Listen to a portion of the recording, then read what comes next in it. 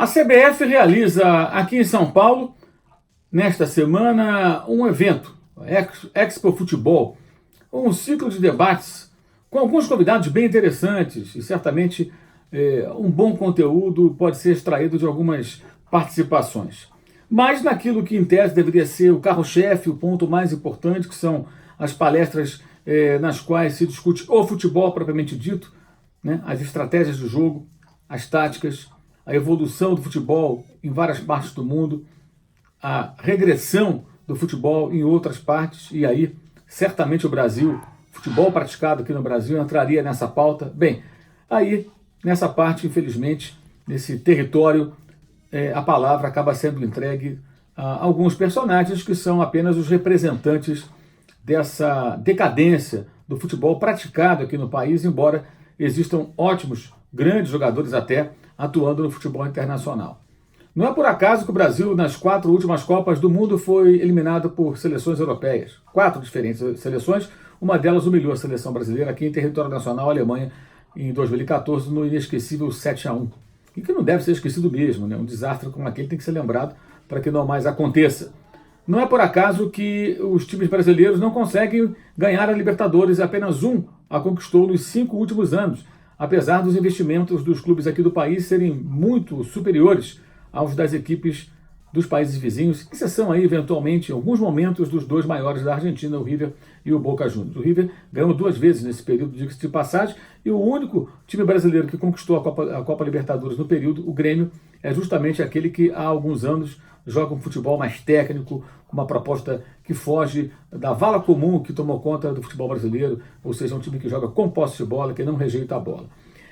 É evidente que a gente tem que sempre lembrar, até por conta dos desonestos de plantão, né, aqueles que tentam distorcer as palavras, aqueles que são covardes ao extremo, e que não são todos os técnicos brasileiros que estão desatualizados, não são todos os técnicos que hoje não apresentam nada de novo, não, existem bons treinadores sim, alguns jovens treinadores, outros nem tanto. Renato Gaúcho, por exemplo, não é um técnico jovem. Renato vai completar agora, no próximo dia 9, 57 anos. Já está aí na estrada como treinador há mais ou menos 2 décadas, um pouco mais até.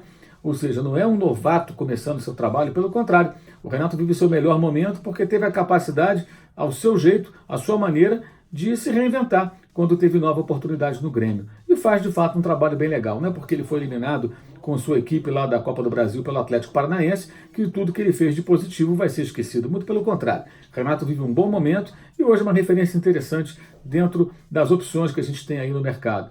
Existem outros técnicos interessantes, outros técnicos que fazem bons trabalhos, alguns não conseguiram bons resultados, mas apresentam aí boas soluções, se arriscam, buscam beber de diversas fontes, buscam conhecimento diverso. Eu poderia citar aqui o Roger Machado, poderia citar aqui o técnico Fernando Diniz, com toda a crítica que ele sofre porque deixou o Fluminense numa situação ruim no Brasileiro, o Atlético ano passado, mas lutando com muita dificuldade e se arriscando, fazendo o mais difícil, jogando com posse de bola e agredindo, criando situações de perigo para o adversário, mesmo sem ter um elenco bom, mesmo com salários atrasados, com jogadores fazendo paralisações por não receberem em dia, e esse tipo de problema que é tão comum, infelizmente, no nosso futebol. Mas o fato é que alguns personagens que se apresentam nesse tipo de evento utilizam essa vitrine para desfilar desconhecimento, para falar, por exemplo, que não existe jogador europeu habilidoso, que só os sul-americanos, os brasileiros que sabem driblar, que o europeu é cintura dura, que é uma bobagem, né? Aliás, isso aí já seria uma bobagem se dita há algumas décadas. Hoje, então, soa ridículo diante de personagens como Hazard, como Sancho, como Sané, e como tantos outros jogadores da atualidade que são ótimos dribladores e que nasceram na Europa, que são jogadores europeus e que têm habilidade. Assim como existem brasileiros de cintura dura, brasileiros que não sabem se movimentar, não sabem driblar, não sabem controlar a bola. É assim que funciona. O futebol tem jogadores de diversas origens, com habilidade ou com pouca habilidade. Isso sempre foi assim. É claro que o Brasil sempre foi, e acho que será eternamente, quem sabe, uma fábrica, né, de jogadores talentosos. No entanto, os melhores acabam saindo, outros ficam aqui e não têm o potencial, nem sempre têm o potencial bem desenvolvido, justamente pelo nosso atraso técnico e tático. Não significa que o brasileiro não tenha inteligência para fazer bons trabalhos nesse terreno, mas o futebol brasileiro virou refém de um grupo, de alguns treinadores, que se revezam no poder, digamos assim, ocupando os principais cargos do mercado e nem sempre apresentando algo digno de elogios. Eventualmente, um desses técnicos ganha uma competição importante, porque como você tem basicamente técnicos que trabalham com a mesma linha de pensamento, com a mesma linha na hora de montar as suas equipes, e esses técnicos eventualmente têm ali os melhores elencos em mãos, acabam ganhando. Se você tem ali 20 equipes jogando um campeonato, 18, 19 atuam daquela forma conservadora, uma delas tende a ser a campeã, até por uma questão matemática, exceto se o raro time que joga de forma diferente se dedicar muito ao campeonato, tiver um bom elenco capaz de competir, e aí, de repente, a coisa muda de figura. Mas é muito difícil porque o nosso futebol ficou contaminado por isso. O discurso reacionário, ele tomou conta do país, não é de hoje, em vários territórios. E também no futebol. Seja inteligente, seja crítico, não se deixe levar, ouça opiniões diversas. Não só a minha, claro que não. Ouça outras opiniões também, forme o seu próprio ponto de vista e olhe para o futebol de forma crítica.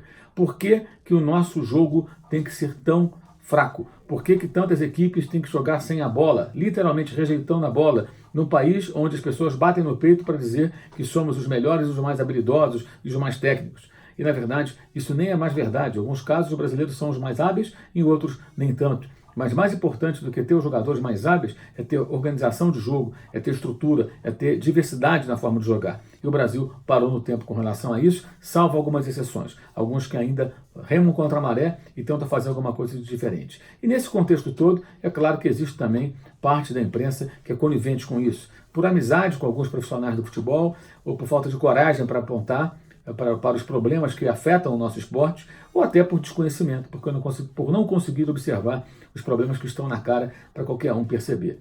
Enquanto isso, a gente vai continuar aqui remando e batendo forte nessa questão. Isso não é ataque pessoal, pelo contrário, isso é um ataque ao mau futebol, isso é uma crítica ao futebol mal jogado e aos arautos dessa mediocridade que impera no futebol brasileiro. Entre eles, alguns que tiveram dias de glória no passado, mas que pela arrogância, pela prepotência, pela falta de inteligência e pela falta até de humildade, se perderam no tempo e hoje apenas sobrevivem com bravatas e com vitórias parcas diante de equipes medianas, comandando elencos medianos, com uma postura do ponto de vista profissional abaixo do medíocre.